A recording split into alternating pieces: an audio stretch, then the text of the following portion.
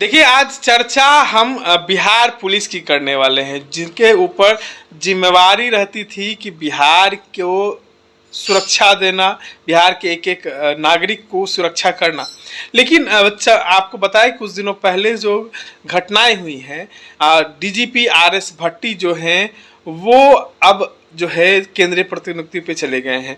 वो कई दिनों से इसकी मांग कर रहे थे कि हमें केंद्रीय प्रतिनियुक्ति भेज दिया जाए। पहली बार जो है ऐसा हुआ है कि कोई जो पुलिस का मुखिया है वो कह रहा है कि हम बिहार में नहीं रहना चाहते, बिहार से बाहर जाना चाहते हैं। इन तमाम मुद्दों पर चर्चा करने के लिए हमारे साथ पूर्व आईपीएस अधिकारी अमिताभ कुमार दास जी हैं। कैसे देखते हैं, आरएस भट्टी जो है अब लगातार जो मांग कर रहे थे कि केंद्रीय प्रतिनियुक्ति पे हमको भेज दिया जाए, कल वो चले ही गए। दर्शकों को मैं शुरू से मामला समझाता हूँ। ये जो आरएस भट्टी सर थे, राजविंदर सिंह भट्टी, ये 1990 बैच के आईपीएस हैं और ये 2-3 साल से बिहार के डीजीपी थे, पुलिस महानिदेशक थे, यानी कि बिहार पुलिस के सबसे ऊंचे पद पर थे। और कल ये चले गए बिहार छोड़ के। ये सीआईएसएफ के नए डीजी हो गए हैं। सीआईएसएफ मतलब हुआ सेंट्रल इंडस्ट्रियल सिक्योरिटी फोर्स, जिसको हिंदी में कहते हैं केंद्रीय औद्योगिक सुरक्षा बल। ये हवाई अड्डों की जो है ना रखवाली, ये सीआईएसएफ वाले ही करते हैं। दर्शकों को याद होगा, अभी 1-2 महीने पहले कंगना रनौत को थप्पड़ भी सीआईएसएफ की जवान नहीं मारा था, कुलविंदर कौर ने। और ताजमहल की भी सुरक्षा सीआईएसएफ वाले ही करते हैं। तो वो केंद्रीय प्रतिनियुक्ति पर भट्टी सर चले गए, उन्होंने बिहार को अलविदा कर दिया। देखिए, इसकी वजह यह है कि जो हमारे पलटू राम है मुख्यमंत्री, उन्होंने बिहार में ऐसे हालात पैदा कर दिए हैं कि कोई भी ईमानदार आईपीएस अब बिहार में काम नहीं करना चाहता। अभी ये तस्वीर दर्शक देख रहे हैं किस तरह हमारे मुख्यमंत्री जो हैं वो माफिया डॉन अनंत सिंह के आज्ञाकारी चपरासी बन के हाथ जोड़े हुए हैं उनके सामने। और अभी 3-4 दिन पहले अनंत सिंह मुझ पर ताव देते हुए मुख्यमंत्री आवास गया था, एक अणे मार्ग, और बंद कमरे में पलटू राम के साथ गुफ्तगू हुई। ऐसी चर्चा है कि 2025 में अनंत सिंह जदयू के टिकट पर मोकामा से चुनाव लड़ेगा। अब देखिए क्या मजाक है इस राज्य में। यदि कोई गरीब आदमी न्याय मांगने के लिए आज मुख्यमंत्री आवास चला जाए तो उसको जो बाहर में संतरी तैनात रहते हैं, जो पुलिस वाले रहते हैं, वही गाली गलौज करके लाठी मार के भगा देंगे। और एक माफिया डॉन जा रहा है, उससे मुख्यमंत्री बंद कमरे में गुफ्तगू कर रहे हैं। कितने शर्म की बात है। लेकिन यही हो रहा है बिहार में।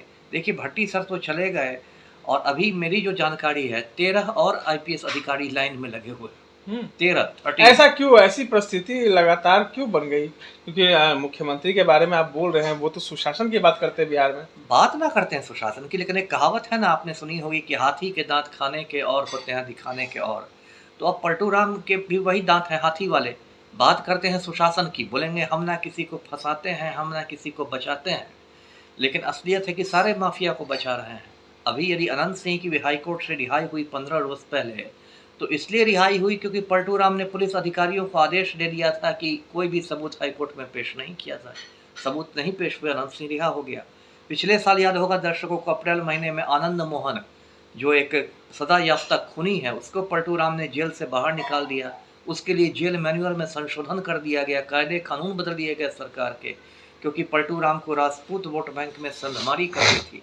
तो अभी 13 और आईपीएस लाइन में लगे हुए हैं। आईपीएस की लॉबी में जिस तरीके से हड़कंप मचा है, अब ये भी बात निकलकर सामने आ रही है कि आईएएस लॉबी में भी जो है वो हड़कंप मचना शुरू हो गया। कई आईएएस अधिकारी जो है वो भी अब केंद्रीय प्रतिनियुक्ति जाना चाह रहे हैं। दोनों लॉबी में। देखिए, ईमानदार लोग हैं, ऐसे तो ईमानदार लोग अब बहुत इक्के दुक्के रह गए हैं, बहुत बड़ी संख्या नहीं है, लेकिन जो भी ईमानदार है, चाहे आईएएस है आईपीएस है, वो बिहार में घुटन महसूस कर रहा है। अभी काम्या मिश्रा का नाम जानते होंगे दर्शक। ये काम्या मिश्रा जो है, ये भी आईपीएस है, 2019 बैच की, मतलब हाल में ही आई है, 5 साल की नौकरी हुई है। अभी दरभंगा में तैनात है ग्रामीण एसपी के पद पर, और इसने भी कुछ महीने पहले अपना इस्तीफा पुलिस मुख्यालय को भेज दिया है। इसने भी लिख कर दे दिया है कि मुझे निजी कारणों से मैं आईपीएस की नौकरी छोड़ना चाहती हूँ, और वो अब बिहार छोड़ के उड़ीसा लौटना चाहती है, जहाँ की वो रहने वाली है। तो कोई अब बताइए, 5 साल की नौकरी में वो इतना परेशान हो गई कि अब छोड़ के जा रही है। 13 आईपीएस लाइन में है कि भाई हमको केंद्रीय प्रतिनियुक्ति पर भेजा जाए, हम लोग बिहार में काम नहीं कर सकते। और जो भट्टी साहब की छोड़ने की एक और वजह है कि बिहार पुलिस मुख्यालय जो है बेली रोड पर है, सरदार पटेल भवन, अभी कुछ साल पहले ही बना है, नया भवन है। उसमें एक कुर्मी लॉबी है, और कुर्मी लॉबी में 2 सीनियर आईपीएस हैं, दोनों संयोग से उत्तर प्रदेश के रहने वाले हैं। और वो जो कुर्मी लॉबी है वो बिल्कुल पलटू राम के इशारे पर काम करता है, उसको पलटू राम का आशीर्वाद मिला हुआ है। और उस कुर्मी लॉबी ने भट्टी साहब को बिल्कुल घेर लिया था। जैसे महाभारत की कहानी में दर्शकों को याद होगा, अभिमन्यु को चक्रव्यूह में घेर लिया गया था। ऐसे ही पुलिस मुख्यालय में सरदार पटेल भवन में कुर्मी लॉबी ने भट्टी सर को घेर लिया था और भट्टी सर की कुछ चलती ही नहीं थी। वो बिल्कुल बेबस हो गए थे, असहाय थे। ये स्थिति हो गई थी उनकी कि मतलब एक दारोगा को भी इधर से उधर नहीं कर सकते थे। हाँ, और कहने के लिए डीजीपी थे, एसपी की तो पोस्टिंग छोड़ दीजिए, एक दारोगा को इधर से उधर नहीं ला सकते थे। कुर्मी लॉबी इतना ज़्यादा उन पर हावी था। और कहीं ना कहीं देखिए, मैं भट्टी सर को बहुत दिनों से जानता हूँ। मैं आपको 1999 की बात बताऊँ, बिहार झारखंड तब एक था। मैं सीआईडी में एसपी हुआ करता था, भट्टी सर बोकारो के एसपी हुआ करते थे। मेरा उनसे मिलना जुलना होता था, कभी कभार मैं बोकारो जाता था। तो बहुत अच्छे पदाधिकारी हैं, बहुत सुलझे हुए और स्वभाव से भी अच्छे और ईमानदार और कड़क आदमी। लेकिन उनमें भी कहीं ना कहीं फ्रस्ट्रेशन आ गया जब उन्होंने देखा कि मैं कोई काम कर ही नहीं पा रहा हूँ, तो फिर डीजीपी बने रहने से क्या फ़ायदा है। रोज़ रोज़ आप कोई फाइल में प्रस्ताव भेज दिए और वो फिर गृह विभाग से या मुख्यमंत्री सचिवालय से रिजेक्ट होके आ जाए, तो एक फ्रस्ट्रेशन बन जाता है। जब आप जो टीम का कैप्टन है वो अब टीम को अपने हिसाब से चला ही नहीं पा रहा है, तो फिर फ्रस्ट्रेटेड तो हो सिर्फ जाएगा। बदनामी झेलने के लिए बस बदनामी झेला, बदनामी हो रही थी। लोग कह रहे थे कि भट्टी सर से इतनी उम्मीदें थी, भट्टी सर ने कुछ नहीं किया, भट्टी सर तो बहुत कड़क थे, भट्टी सर असफल रह गए। तो उनके हिस्से में खाली ये आ रहा था, जिसको अपने बदनामी का लोग ब्लेम कर रहे थे। तो ठीक हुआ, वो निकल गए। अब सीआईएसएफ में चले गए, वहीं से रिटायर करेंगे। लेकिन जो भी हो रहा है वो बिहार में बहुत, मतलब मैं यही कहूँ कि एक दुर्भाग्यपूर्ण स्थिति है। जी चलिए, दुर्भाग्यपूर्ण स्थिति है। देखिए, जिस तरीके से लगातार हड़कंप मचा हुआ है तमाम आईएएस और आईपीएस लॉबी में, तो कहीं ना कहीं बिहार के मुखिया पर बड़ा सवाल खड़ा होता है। इस तरह के तमाम अपडेट्स के लिए बने रहे हमारे साथ।